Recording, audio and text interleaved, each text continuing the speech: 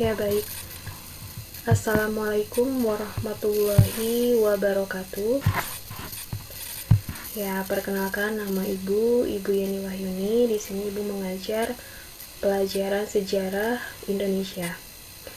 Nah, pertemuan yang sekarang Ibu akan menjelaskan mengenai materi bab 1, yaitu tentang pergolakan dan pemberontakan yang mengancam integrasi bangsa. Nah, sebelum masuk ke materi, Ibu akan tanya dulu apa itu integrasi. Ya, baik, ada yang tahu di sini pengertian dari integrasi itu sendiri?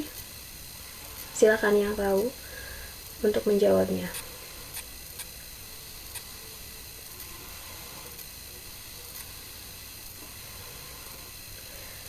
Ya, baik. Kita lihat di sini pengertian integrasi. Integrasi itu adalah pembauran hingga menjadi kesatuan yang utuh. Berbagai perbedaan yang ada bisa disatukan dengan sebuah integritas untuk mencapai sebuah tujuan. Terdapat beberapa jenis integrasi, yang salah satunya adalah integrasi nasional. Intinya, integrasi itu adalah menyatukan dari setiap perbedaan-perbedaan yang ada. Di Indonesia itu heterogenitas, terdiri dari berbagai macam suku, budaya, bahasa, agama, ras, dan lain sebagainya.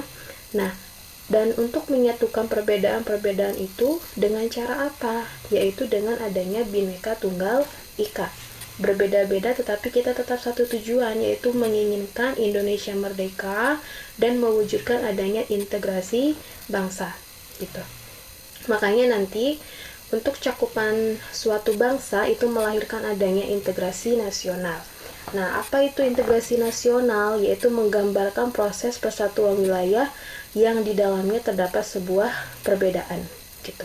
Jadi menyatukan proses persatuan wilayah. Wilayah Indonesia itu terdiri dari wilayah yang sangat luas, dari Sabang sampai Merauke, itu disatukan dalam satu tujuan yang sama dengan adanya Bhinneka Tunggal Ika, lalu diperkuat dengan adanya ideologi Pancasila gitu. Seharusnya di Indonesia itu sendiri harus sudah berdiri tegak yang namanya suatu integrasi bangsa, menyatukan perbedaan-perbedaan yang ada, namun dalam kenyataannya itu masih sangat sulit sekali. Karena apa? Contoh kecil misalnya, agama Kristen dengan agama Islam, apakah mereka mau menyatu? Adanya rasa toleransi? Nah, belum sepenuhnya. Malahan di sini umat Kristen itu selalu mengadu domba umat Islam gitu. Makanya di sini contoh kecilnya banyak yang terjadi di Indonesia. Contoh lain misalnya wilayah Papua. Papua ingin lepas dari Indonesia, ingin membentuk negara baru. Karena apa? Karena merasa tidak meratanya pembangunan ataupun tidak adanya perhatian lebih dari pemerintahan terhadap wilayah Papua itu sendiri. Padahal Papua itu memiliki potensi sumber daya alam yang sangat melimpah. Itu yang menyebabkan adanya rasa kecemburuan sosial. Makanya pada zaman itu Papua ingin lepas dari Indonesia. Nah, itu contoh kecilnya. Jadi integrasi bangsa di Indonesia belum sepenuhnya terwujud gitu. Nah, selanjutnya, gimana sih ini awal mula adanya integrasi bangsa? Adanya kesadaran ingin menyatukan wilayah Indonesia. Nah, di sini mulai dari adanya hasil sidang PPKI. Hasil sidang PPKI itu ada 4. Hasil sidang yang pertama itu adalah membentuk yang namanya Undang-Undang Dasar 1945 dan memilih presiden dan wakil presiden, lalu membuat yang namanya Komite Nasional. Kalau sekarang itu seperti DPR atau MPR. Ya. Yang kedua itu, hasil yang kedua adalah membuat yang namanya 12 departemen. Nah, ada yang tahu di sini 12 departemen itu departemen apa saja? Ya, benar. 12 departemen di sini adalah ada beberapa di antaranya, yaitu adalah Departemen Dalam Negeri, Departemen Keuangan, Departemen Penerangan, dan lain sebagainya. Nah, itu 12 departemen itu merupakan departemen yang pertama kali berdiri di Indonesia. Nah, selanjutnya di sini hasil yang kedua, yang poin kedua itu adalah 8 provinsi. Indonesia baru merdeka pada saat itu, menghantarkan Indonesia merdeka pada saat itu sudah ditentukan yang namanya 8 provinsi, mulai dari Jawa Tengah, Jawa Timur, Jawa Barat, Sumatera, Sunda Kecil, Kalimantan, Sulawesi, dan Maluku gitu. Nah, hasil yang ketiga di sini dibentuk yang namanya Badan Penolong Keluarga Korban dan BPR. Hasil sidang yang terakhir itu adalah Komite Nasional dan dibentuknya Partai Nasional Partai Tunggal, yaitu Partai PNI, dan dibentuknya Badan Keamanan Rakyat. Kalau sekarang adanya TNI dan polisi. Nah, sehingga dari hasil sidang PPKI ini itu diharapkan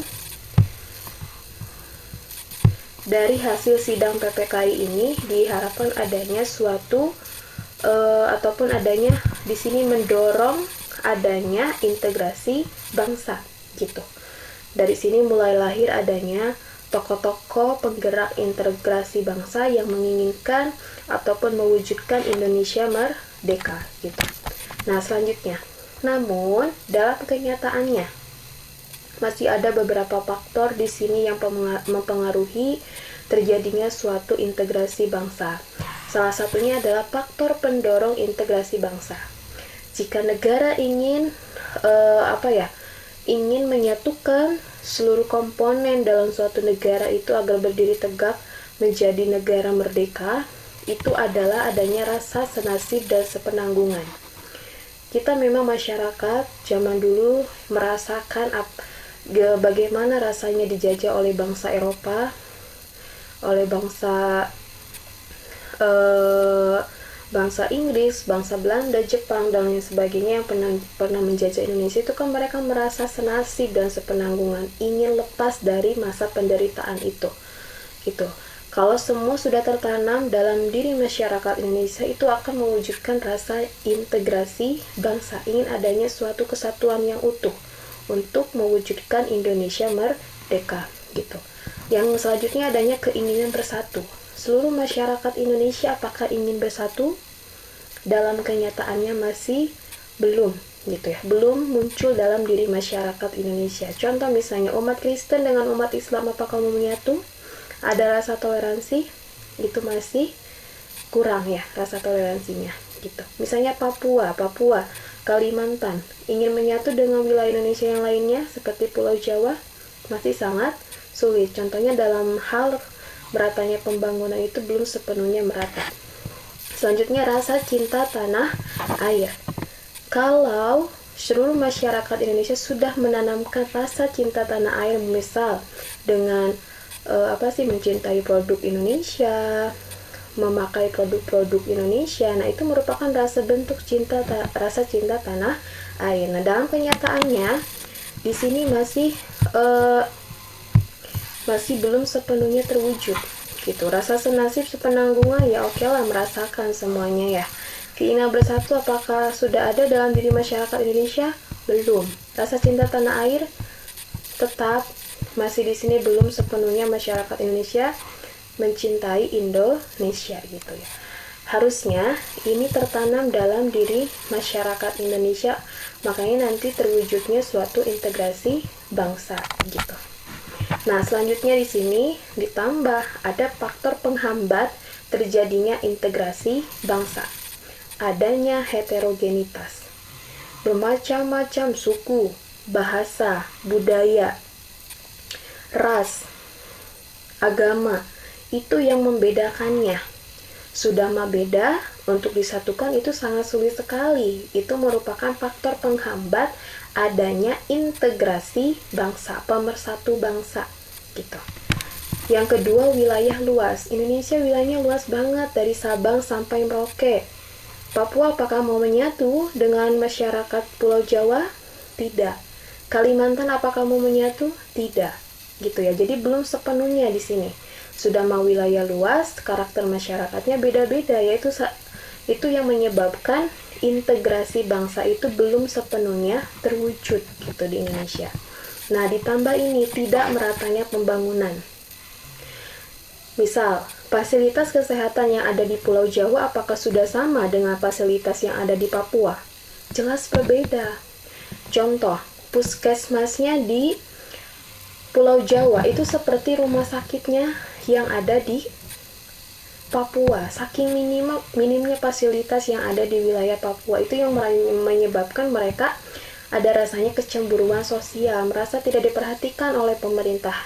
Itu yang menyebabkan Papua dulu ingin lepas dari wilayah Indonesia gitu. Adanya etnosentrisme, merasa budayanya lebih tinggi ketimbang budaya-budaya yang lainnya gitu. Tidak ada rasa toleransi gitu. Nah, ini merupakan faktor penghambat terjadinya integrasi bangsa, sehingga di sini sulit untuk menyatukan masyarakat yang ada di Indonesia gitu. Nah, selanjutnya, apa sih upaya pemerintahan dalam mengatasi faktor penghambat terjadinya integrasi bangsa? Nah, pemerintahan sudah berupaya untuk menyelaraskan hubungan pemerintahan dengan rakyatnya. Pengen ada hubungan baik gitu antara pemerintahan dengan rakyat. Tetapi dalam kenyataannya masih sulit karena pemerintahan belum sepenuhnya di sini merata pembangunannya gitu. Multikulturalisme menjadi masyarakat memiliki etnosentrisme, merasa budayanya lebih tinggi ketimbang budaya-budaya yang lainnya gitu. Makanya di sini nanti di Indonesia sendiri terjadilah yang namanya disintegrasi bangsa. Disintegrasi bangsa itu apa?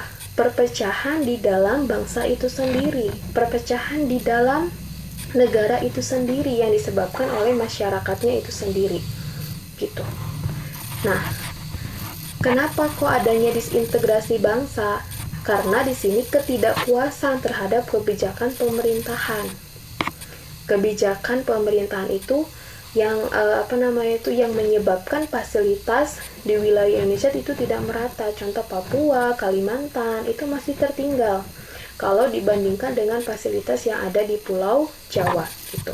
Selanjutnya, ingin lepas dari NKRI, merasa tidak diperhatikan oleh pemerintahan, itu yang menyebabkan negara ataupun wilayah-wilayah Indonesia itu ingin lepas dari Indonesia.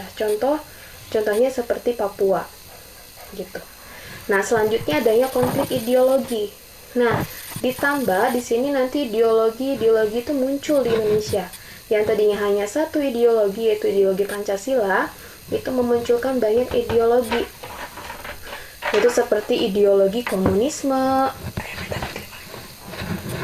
seperti adanya konflik ideologi, yaitu ideologi komunisme yang nantinya menyebabkan adanya suatu pemberontakan yang sangat besar yang terjadi di Indonesia. Contohnya misalnya di sini ada PKI Madiun.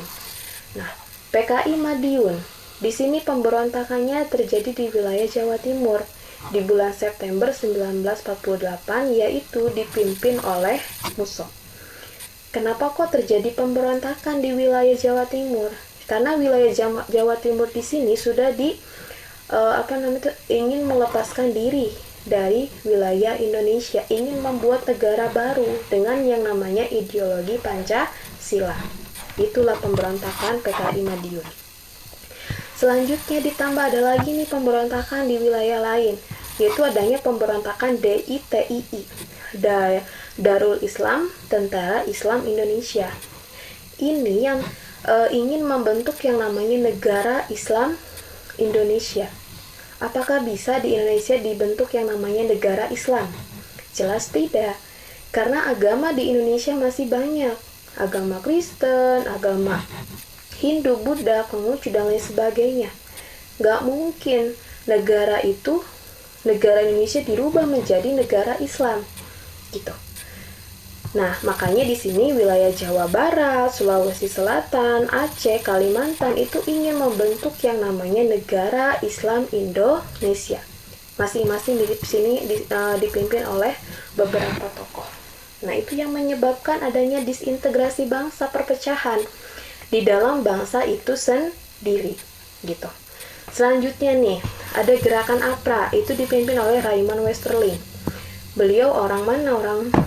Raymond Westerling itu adalah tentara Belanda yang ingin membentuk wilayah Indonesia. Sebagian wilayah Indonesia itu yaitu dibentuk yang namanya negara federal, negara bagian. Sudah mah Indonesia tuh sudah menjadi negara Indonesia, tetapi terpecah belah. Ini milik Indonesia, sebagian adalah milik Belanda, gitu. Makanya dibentuklah yang namanya negara federal, gitu. Selanjutnya ada pemberontakan Andi Agis, ingin mendirikan negara Indonesia bagian timur. Jelas-jelas Indonesia bagian timur itu sudah masuk ke dalam negara Indonesia. Itu yang menyebabkan nanti adanya pemberontakan. Tetapi berhasil dikalahkan oleh tentara APRIS TNI dengan mengerahkan seluruh TNI Angkatan Darat, Laut, dan Udara. Selanjutnya pemberontakan RMS, Republik Maluku Selatan. Ini ingin membentuk sama negara Indonesia bagian timur. Tetapi di sini dipimpin oleh Dr. Sumokil.